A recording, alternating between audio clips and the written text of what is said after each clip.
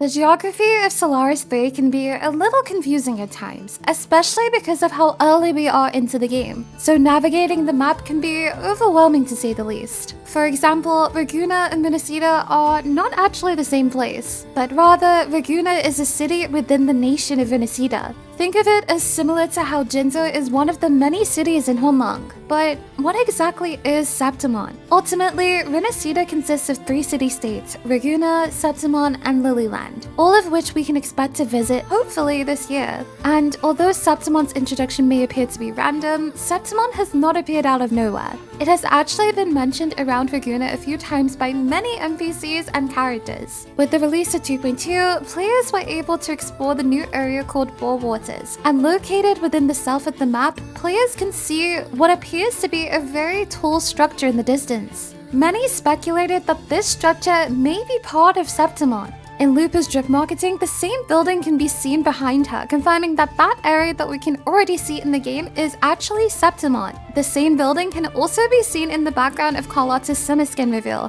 which could mean we may get to see Carlotta again in the main story, or at least in the city itself. But of course, this is only a small glimpse into what we can expect of the aesthetics of Septimont. So today, we are going to be discussing what we know so far about Septimont, what we can expect it to be like that, and some theories involving the city Sentinel or lack thereof. With that being said, let's get into the video. The name Septimont is something which upholds a great importance. Septimont derives from the term Septem Montes, and in Latin it can be translated to 7 hills or 7 mountains. But why is this important? Well, Septem Montes is often associated with the city of Rome, and a defining feature of Rome is that it was built on 7 hills. The 7 hills being Palatine, Capitoline, Aventine, Salian, Esquiline, Quirinal, and Viminal. Because of this, it is safe to say that the city of Septimont is based on Rome, specifically ancient Rome. In one of the transcripts you can collect in Ragusa, there is one called Essays on the Ragunasi Drama, with the description reading, a comprehensive study of the history of Ragunasi drama, the evolution of tribal culture fusion and faith systems. Although the transcript is mostly centered on Ragunasi culture, it also provides an insight into Septimont culture,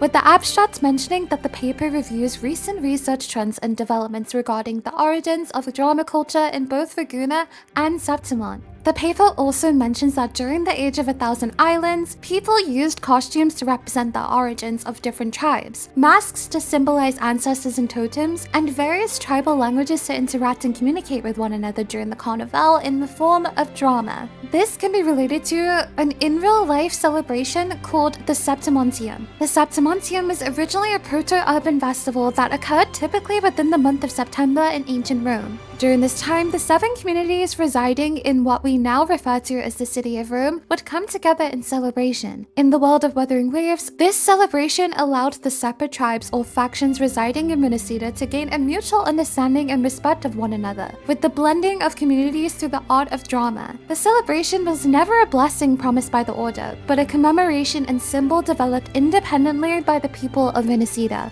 There are a few NPCs who provide us with a small insight into what Septimont is truly like, and from what we can gather so far, Septimont appears to be quite different to the city of Ragusa. As we know, Ragusa is a city essentially dictated by the driving force of faith, with the Order of the Deep at its core. With Ragusa being a twisted theocracy, it makes sense as to why we don't have a huge amount of information when it comes to other cities in rinascita. It basically comes down to the Order's firm and tight grip on the people of Ragusa, as well as, the Leviathan literally brainwashing everyone. But something that is worth making note of is that when speaking with a woman named Joanne, she explains that like Ragusa, Septimont is an autonomous city-state under rinascita. The shipping routes between the two aren't tightly regulated. But why? Well, it turns out that according to Joanne, rinascita is a nation of 1,000 islands. Goods are sent to Septimont in exchange for large amounts of tacitite that Ragusa needs. If you don't know what tacitite is, it is a substance that can permanently hold remnant energy, and it can also be used to create weapons to combat tacit discords. Another person who mentions Septimont is a member of the Falls troop named Lexia. Alexia mentions that the people in Septimont prefer plays like the 300 Nights of Capitoline, which could be a reference to one of the 7 hills, and Assassin's Journey, which could be a reference to Assassin's Creed Brotherhood, which was based on late 15th century Italy. Both are plays centered around intense action, historical sagas, and war, because according to Alexia, that's just what the people of Septimont are into. One thing that I found quite interesting involves the Phasalia family, specifically information that can be found in the quest item named A Transgressor's Transcript. The transcript mentions that after the death of the first Primus Napoli, things in Ragusa took a turn for the worse. Doctrines, statues, proverbs, the entire foundation of Ragusa completely changed in the blink of an eye. The Phasalia family were mostly unaffected by the whispers of the Leviathan, but these changes were too much for even them to bear. Ultimately, the whispers became harder to battle. As a result, some of the Phasalias abandoned the family and became followers of the Order, but some of them ventured to Septimont and never spoke of the faith again. This further supports the idea that Septimont is not only different to Ragusa, but seems to be operating separately entirely, seemingly untouched by both Imperator and the Leviathan, which begs the question, does Septimont have a Sentinel?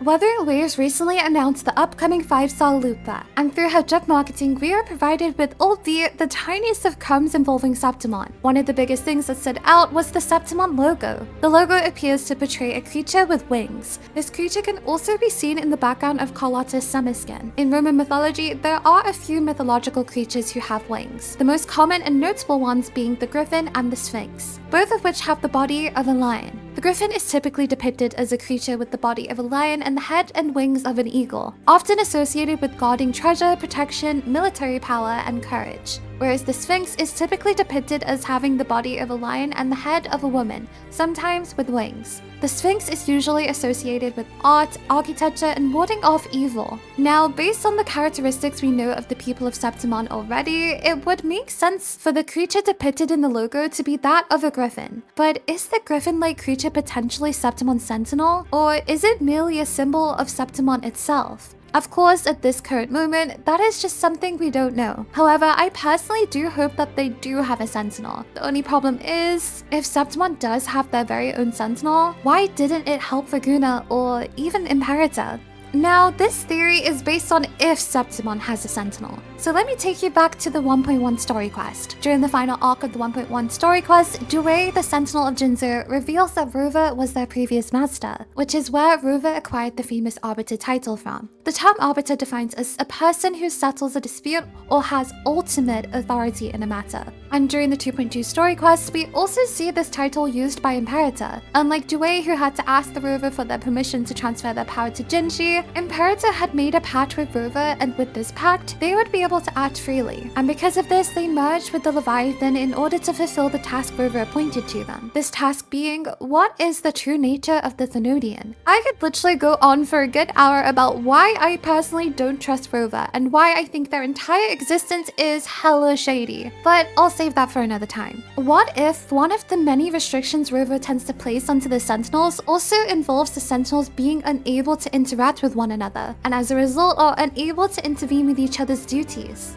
With Imperator, Rova had given them a task to complete, and this may be the case with the other Sentinels. And maybe, in order for each Sentinel to complete their task successfully, they are not allowed to assist or interact with each other. Something that supports this theory is that during the 2.2 main story quest, Cantarella asks Rova to contact Due, in hopes that they would be able to help Imperator. In this moment, the Rova has 3 options to respond with. 1. A Sentinel cannot leave its commissioned region. 2. Due leaving Jinzu would be a betrayal of its duty. And 3. Due is still in the middle of recovery. So maybe if Septimont does have a Sentinel, it may have not been able to intervene with Imperator's duty. Of course, something that kind of disproves this theory is that surely if there were another Sentinel in Rinascita, the in-game information would not reference Imperator as the sole Sentinel of the nation. The only other nation we know that is confirmed to have several Sentinels is Huanglong, where it is said that all of the Sentinels were once one being. However, they were split apart into 7 Sentinels, with each guarding a city of the nation of Huanglong.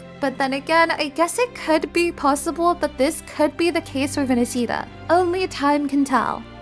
Well, with that being said, we have reached the end of our time together today. Please feel free to let me know in the comments your personal thoughts and theories on what we discussed today. And as always, make sure to leave a like if you enjoyed this video and subscribe if you haven't already. I will see you in the next one, guys. Take care.